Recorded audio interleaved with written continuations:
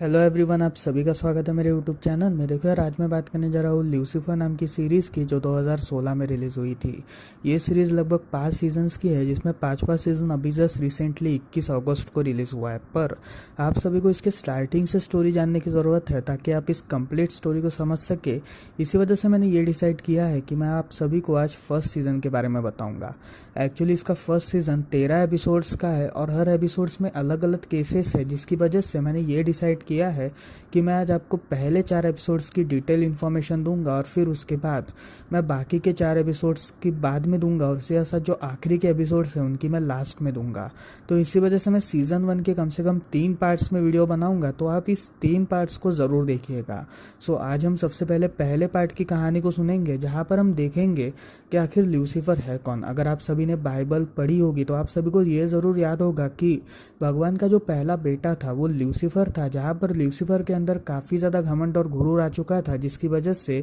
God's ने उसे hello के दरवाजे में खड़ा कर दिया और तब वो हेल का राजा बन गया। अब यहाँ पर हम ये देखते हैं कि क्या हेल का राजा अगर छुट्टी मनाने के लिए लास वेगस चले जाए, मतलब अपनी इस डेली हेल की लाइफ से बोर होकर वो लास वेगस के लिए चले जाए, तो उसके साथ क्या होगा। इसी के ऊपर इस कंप्लीट सीरीज़ को बनाया गया है। तो आज मैं आपको इसके 4 एपिसोड्स की एक कंप्लीट इन्फॉर्मेशन देने वाला हूँ, और उसके साथ साथ आपको ये भी बताऊंगा कि आप इन 4 एपिसोड्स में क्या क्या देख सकते हो। देखो यार, ये 4 एपिसोड्स में जो कैरेक्टर्स है ये आपको थोड़े से कन्फ्यूजिंग लगेंगे, जिसकी वजह से मैं कुछ कैरेक्टर्स का अगर नाम नहीं लूँ तो मुझे उसके लिए माफ़ ज़रूर कर दीजिएगा। So without wasting any time, let's start the video.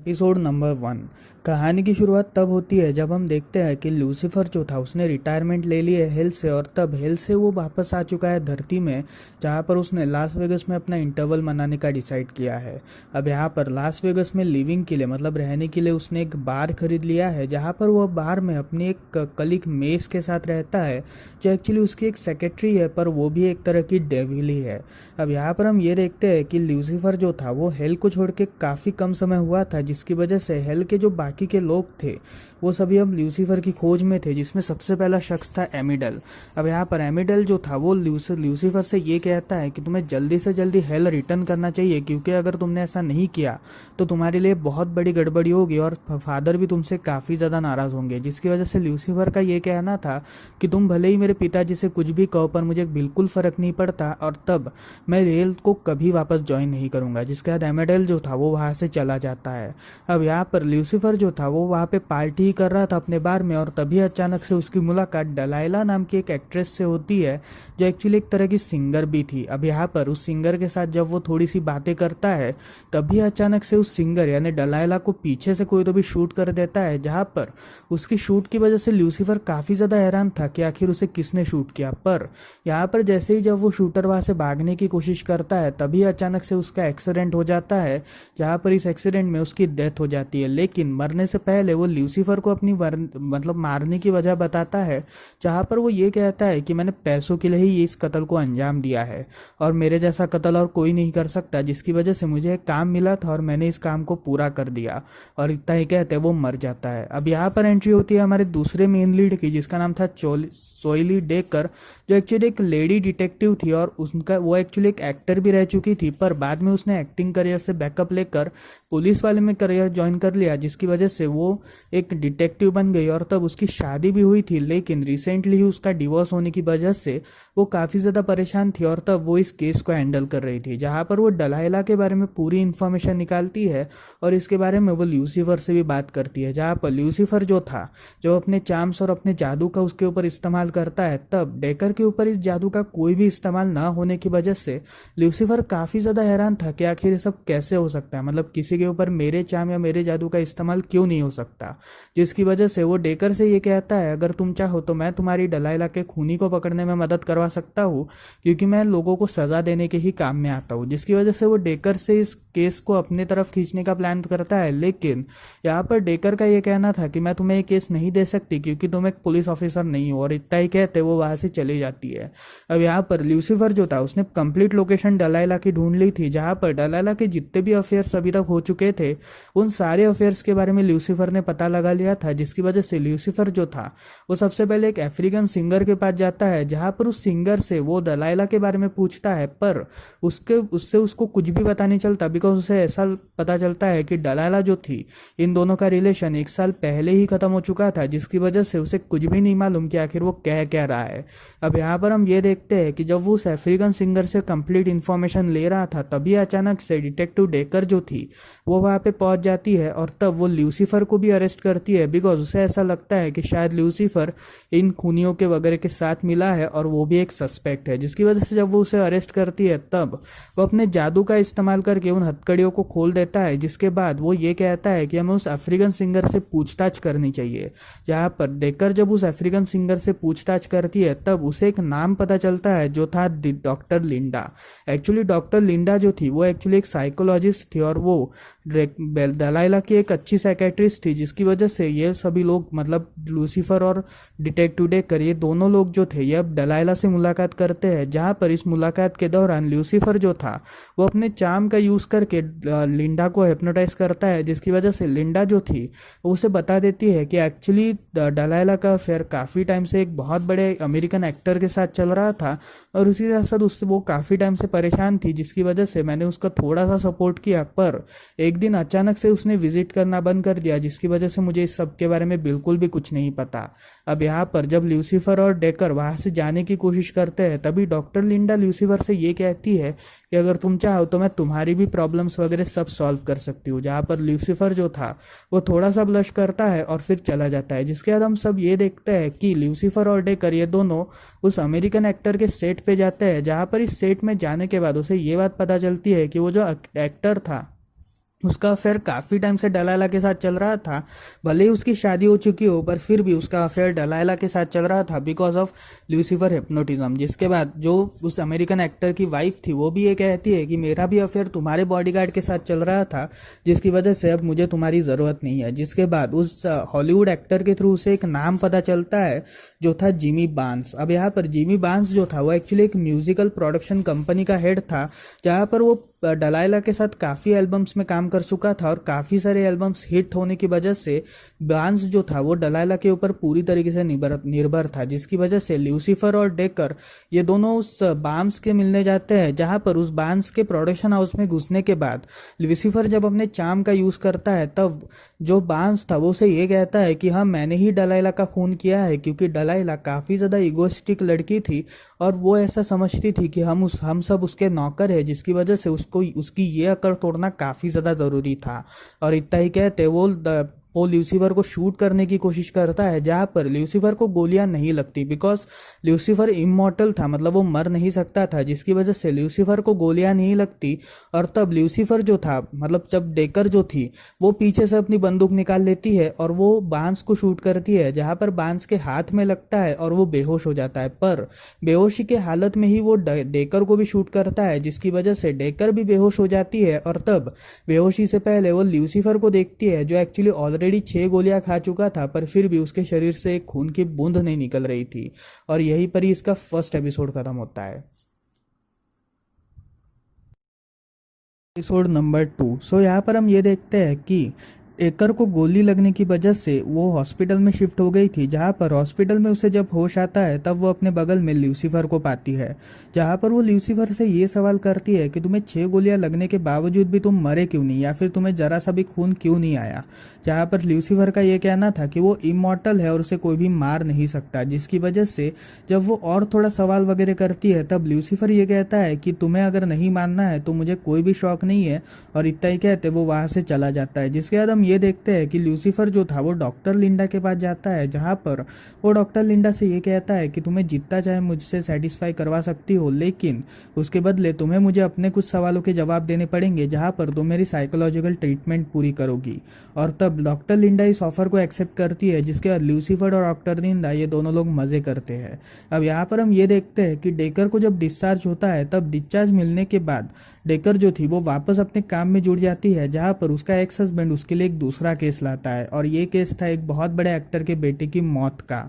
अब यहाँ पर उसके रिलेटेड उसने निक नाम के एक सस्पेक्ट को अरेस्ट किया था, जो एक्चुअली एक फोटोग्राफर था, और वो काफ़ी ज़्यादा अलग तरह का फोटोग्राफर था, जहाँ पर वो फोटोग्राफी के लिए कुछ भी कर सकता था और कौन सी भी हदों तक गिर सकता था, जिसकी वजह से डेकर को इस बारे में पहले से ही पता था। और तब डेकर जो थी, जब निक से बात करने जाती है, तब ल्यूसीफर भी उस क्राइम सीन में पहुंचता है, और तब वो निक को अपने हिप्नोटिज्म ट्रिक से बात करवाने की कोशिश करता है, जहाँ पर निक का ये कहना था कि एक्चुअली वो फोटोग्राफी के लिए किसी भी हद में गिर सकता है, और अब उसे पश्चाताप हो रहा है कि आखिर उसने ऐसा क्यों किया, जिसकी वजह से, इस गिल्ट की वजह से वो खुद को अरेस्ट करवा रहा है। और जब ल्यूसीफर उससे और भी ज़्यादा डिटेल में पूछता है, तब वो थोड़ा सा जवाब देने से हिचकिचाता है, जिसकी वजह से डेकर और ल्यूसीफर को इस बात में शक होता है कि ये सारे कांड के पीछे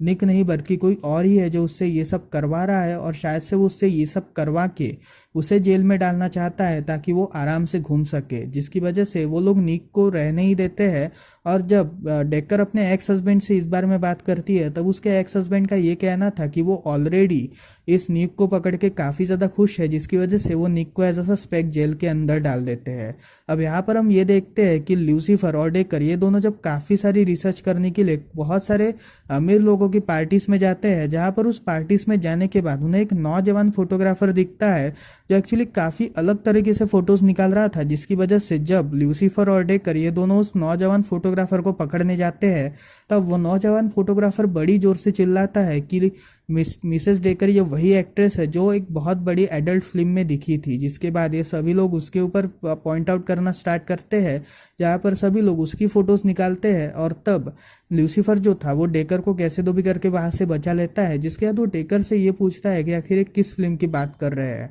और तब डेकर ये कहती है कि एक्चुअली कुछ समय पहले जब वो 16 साल की थी, मतलब 19 साल की थी, तब उसने एक एडल्ट फिल्म में काम किया था, जिसके बाद उसने एक्टिंग को पूरी तरीके से टाटा बाय बाय कर दिया था। अब यहाँ पर हम ये देखते हैं कि ल्यूसीफर जो था वो इस बात को मानता है, और तब वो डेकर के साथ मिलकर उस नौजवान की खोज में निकलता है, जो नौजवान डेकर और ल्यूसीफर इन दोनों को देख के भाग गया था। जिसके बाद ये दोनों एक होटल में जाते हैं, जहाँ पर ज़्यादातर एक्टर्स, एक्ट्रेसेस और बड़े बड़े बिजनेसमैन लोग आते हैं। और तब एक एक्ट्रेस की जो वाइफ थी वो वहाँ पे खाना खा रही थी, और तभी हम उस फोटोग्राफर को देखते हैं जो उसकी कुछ अपस्कर्ट फोटोज ले रहा था। जिसके बाद ल्यूसीफर और डेकर ये दोनों जब उस फोटोग्राफर से बात करते हैं, तब वो खुद को जॉर्ज नाम से इंट्रोड्यूस करवाता है। जिसके बाद वो ये कहता है कि वो एक्चुअली डेकर का काफ़ी समय से फ़ैन रह चुका है, और वो उसकी काफ़ी फ़ोटोज़ चाहता था, पर उसने जो कल रात को हरकत की उसके लिए वो माफ़ी चाहता है। जिसके बाद वो ये कहता है कि हाँ, वो निक के साथ पहले भी काम कर चुका है, लेकिन निक ने अपनी गलती एक्सेप्ट कर ली। उसी बात से मुझे सबसे ज़्यादा खुशी है, क्योंकि निक ने ही मुझे ये सब सिखाया है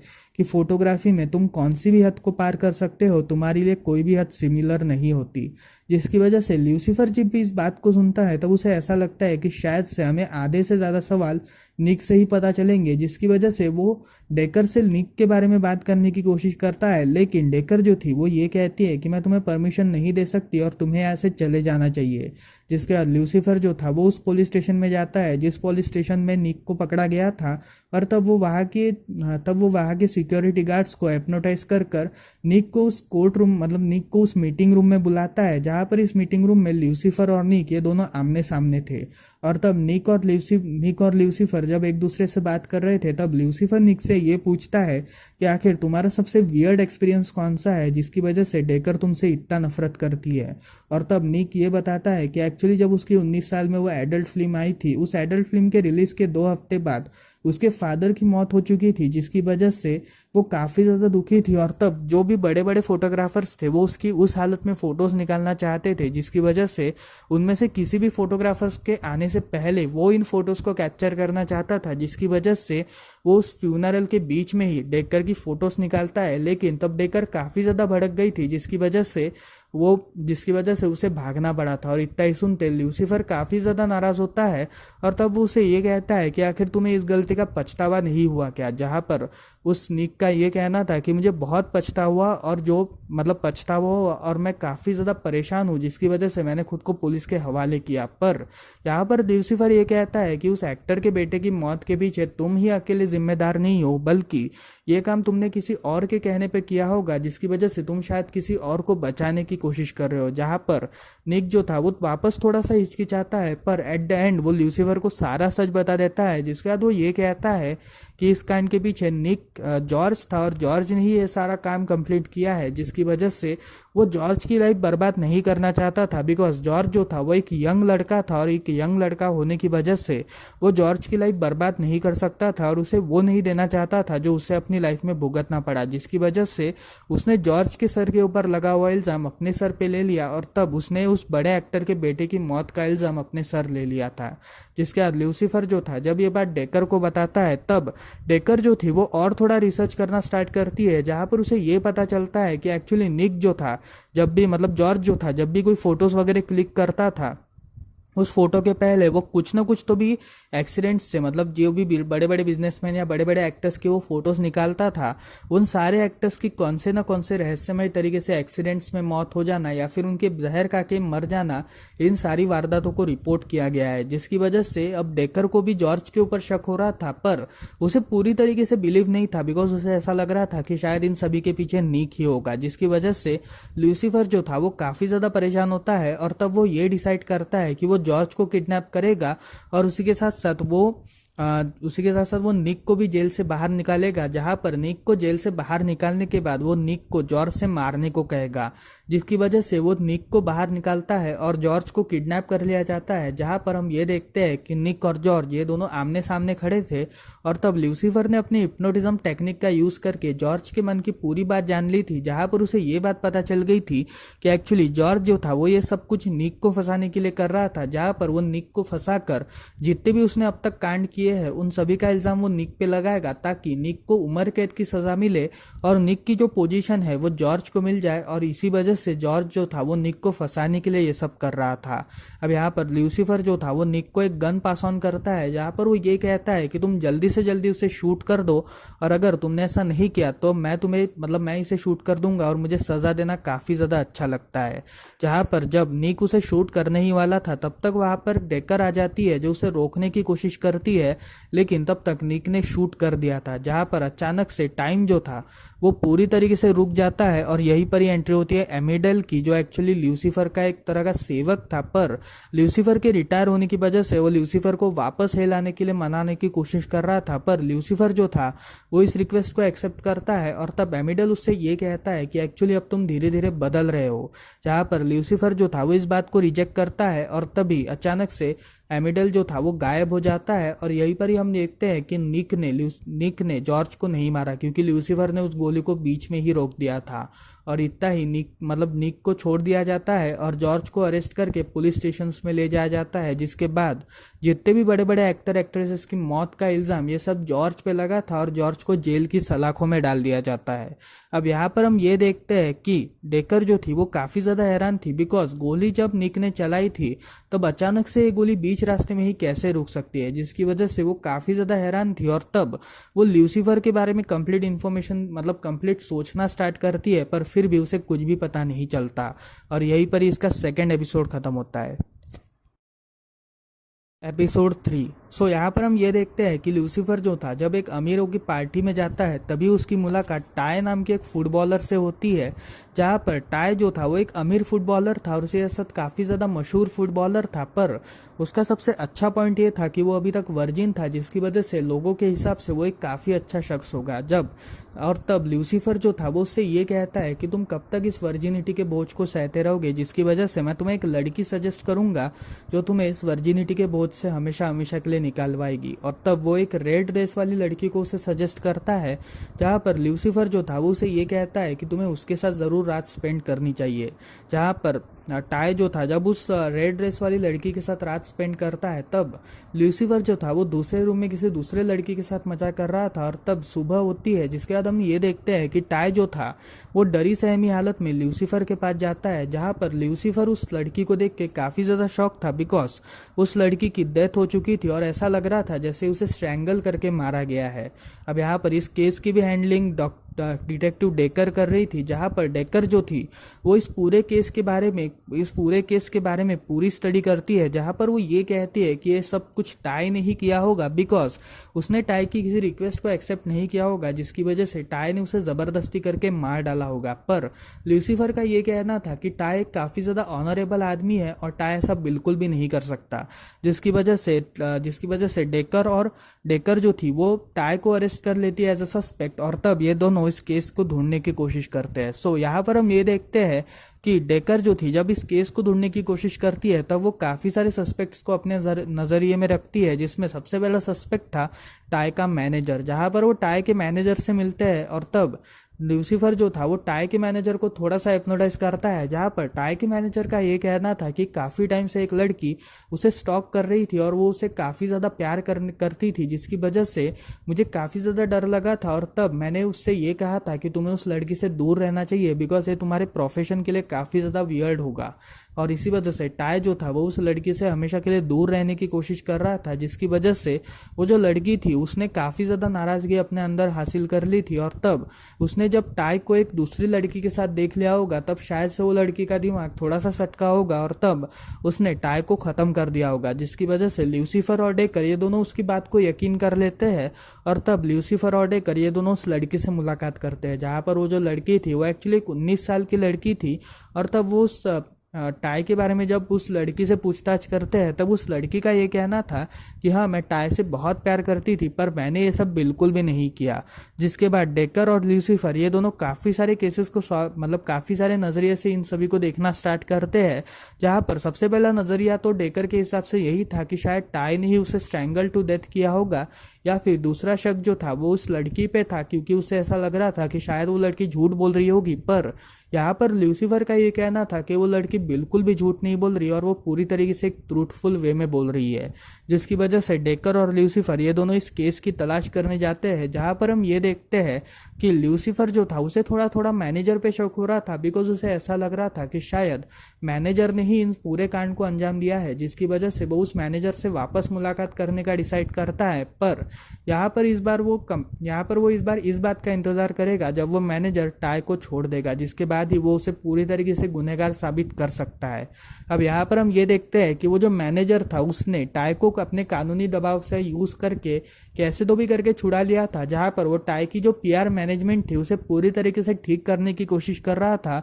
और जितने भी इन्वेस्टर्स जो टाई पे इन्वेस्ट करना चाहते थे उन सभी इन्वेस्टर्स को वो खुश करने की कोशिश कर रहा था। लेकिन इस पूरे प्रोग्राम को लूसीफर और डेकर की एंट्री रोक लेती है, जहां पर लूसीफर जो था वो उस मैनेजर को वापस पूरा हिप्नोटाइज करता है, जहां पर उस मैनेजर का ये कहना था कि एक्चुअली वो जो लड़की थी वो एक स्ट्रगलिंग एक्ट्रेस थी और वो एक हॉलीवुड में एक्टिंग करना चाहती थी, पर मुझे सिर्फ उसके फोन की जरूरत थी, जहां पर मैं उस टाई के साथ उसका एक एमएमएस क्रिएट करना चाहता था ताकि उस एमएमएस के बनाने के बाद मैं टाई को थोड़ा बहुत ब्लैकमेल कर सकूं और उसे ऐसा टाई को ये कह सकूं कि तुम्हें आज के बाद कभी भी किसी के साथ भी कुछ भी गलत काम नहीं करना है, और मैंने इसी वजह से उससे फोन छीनने की कोशिश की। पर उस लड़की को ये बात पता चल गई थी कि टाई काफी ज्यादा ईमानदार शख्स है, जिसकी वजह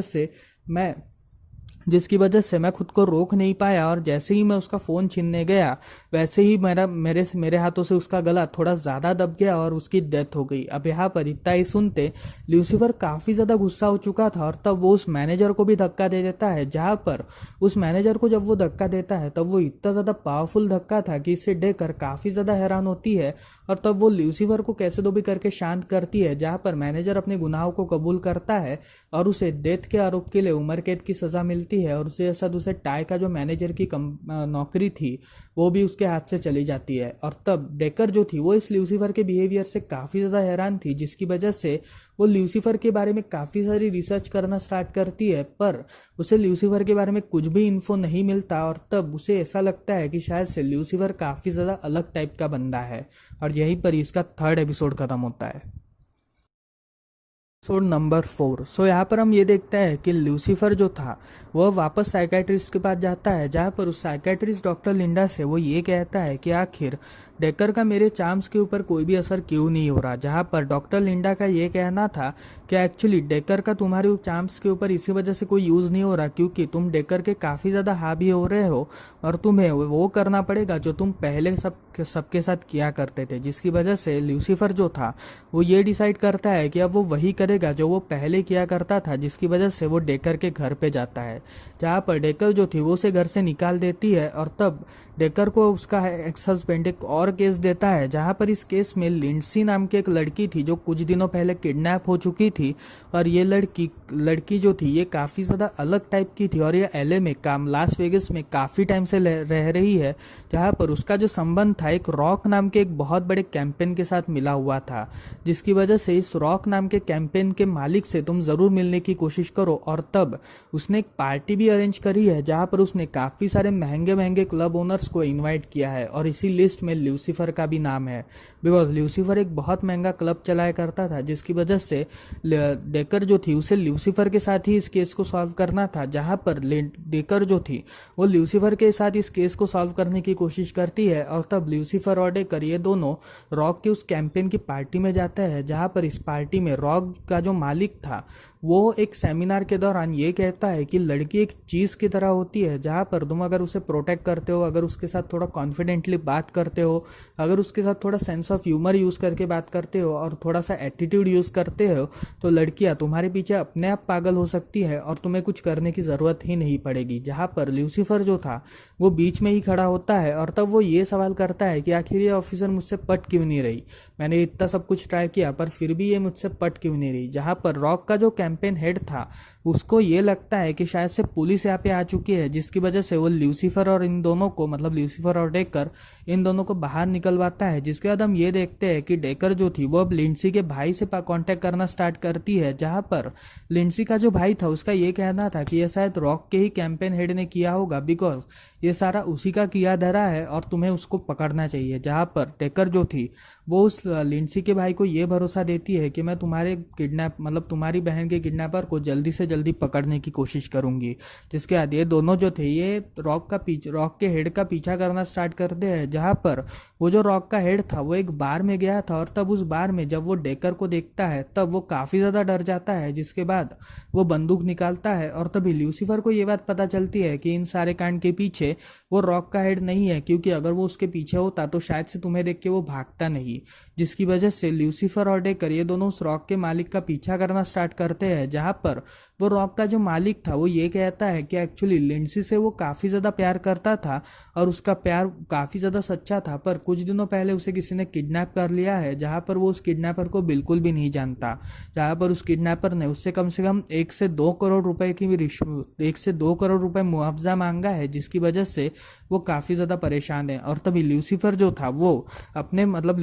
था वो उस रॉक के हेड के फ़ोन को यूज़ करके उस किडनैपर को कॉल करता है, जहाँ पर वो उसे ये कहता है कि मैं तुम्हें 1 करोड़ रुपए जल्दी से जल्दी दूंगा, सबसे पहले तुम मुझे एड्रेस भेजो और उसके साथ लिंडसी के ठीक होने का सबूत भी भेजो। जहाँ पर लिंडसी का एक वीडियो उसे दिखता है जो एक्चुअली पूरी तरीके से घायल थी और उसके साथ लिंडसी जो थी वो मदद की गुहारें लगा रही थी, जिसकी वजह से ये तीनों लोग ये डिसाइड करते हैं कि लूसीफर और डेकर ये दोनों पैसे देने जाएंगे, जहाँ पर पैसे देते वक्त ये दोनों जो लोग हैं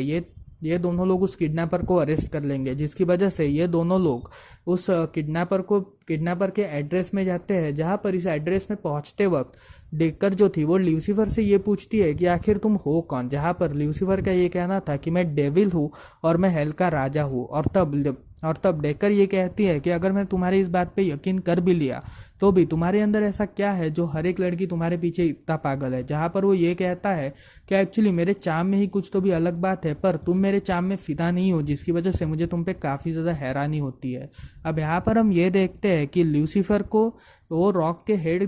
का हेड दिखता है जो एक्चुअली उसी लोकेशन के अंदर जा रहा था, जिसकी वजह से लूसीफर जो है वो इस बारे में डेकर से बात करता है और तब डेकर जो थी वो गाड़ी से बाहर निकलती है और तब ल्यूसीफर भी जो था वो भी गाड़ी से बाहर निकल कर उस हेड का पीछा करता है, जहां पर वो उस दरवाजे को खोलता है और तब उस बिल्डिंग के अंदर जाता है जिस बिल्डिंग में वो किडनैपर ल्यूसीफर का इंतजार कर रहा था। अब यहाँ पर ल्यूसीफर जो था जब उस रॉक के हेड को पकड़कर उससे ये पूछता है कि आखिर तुम यहाँ पे क्या कर रहे हो, जहां पर उस रॉक के हेड का ये कहना था कि एक्चुअली मुझे उस चोर ने यहीं पर ही बुलाने को कहा है, जिसकी वजह से तुम्हारा फोन कंप्लीट होने के बाद उस किडनैपर ने मुझे भी कॉल किया था, जिसकी वजह से मुझे यहाँ पे आना पड़ा। और तभी हम ये देखते हैं कि पीछे किडनैपर जो था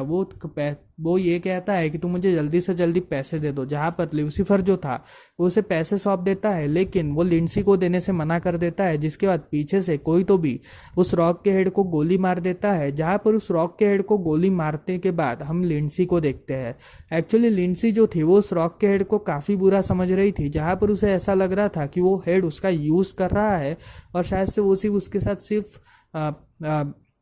उसके साथ सिर्फ फिजिकल होना चाहता है, जिसकी वजह से वो उसे शूट करके मारना चाहती है। पर यहाँ पर ल्यूसीफर जो था वो उसे रोकने की कोशिश करता है और तभी वो अपना असली रूप लिंडसी को दिखाता है, जिसकी वजह से लिंडसी जो थी वो काफ़ी ज़्यादा डर जाती है।